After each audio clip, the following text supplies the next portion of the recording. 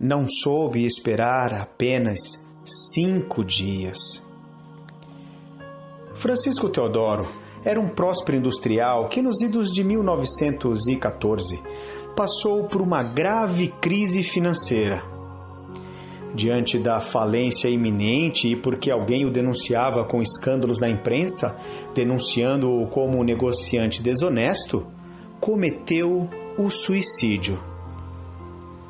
O empresário suicida, segundo o espírito Hilário Silva, passou por pavorosos sofrimentos no mundo espiritual em razão de ter dado cabo de sua própria existência. Porém, 30 anos depois, Francisco Teodoro recuperou seu equilíbrio na vida espiritual com o apoio da misericórdia divina. Em razão de sua melhora espiritual, o ex-suicida desejou descer à terra para rever a fábrica de tecidos que tinha sido sua e que supunha estar em ruínas. Ao visitá-la, ficou surpreso com o enorme progresso da indústria que fundara.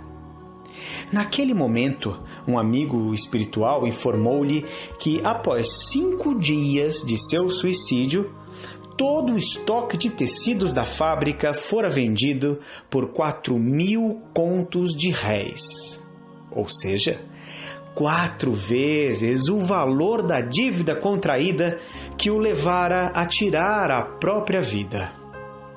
Diante dessa informação, o industrial suicida mostrou um melancólico sorriso, compreendendo que a bondade divina não falhara.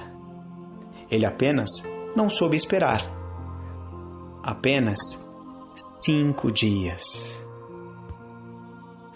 Pois é, muitas vezes na vida são necessários dias, meses, anos para resolvermos problemas ou vencermos dificuldades.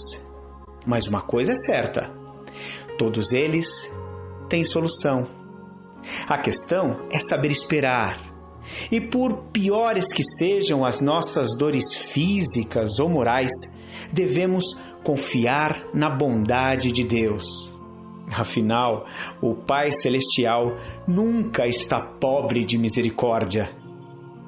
O fato ocorrido com o industrial suicida, narrado pelo espírito Hilário Silva, está publicado no livro Ideias e Ilustrações, psicografado por Francisco Cândido Xavier.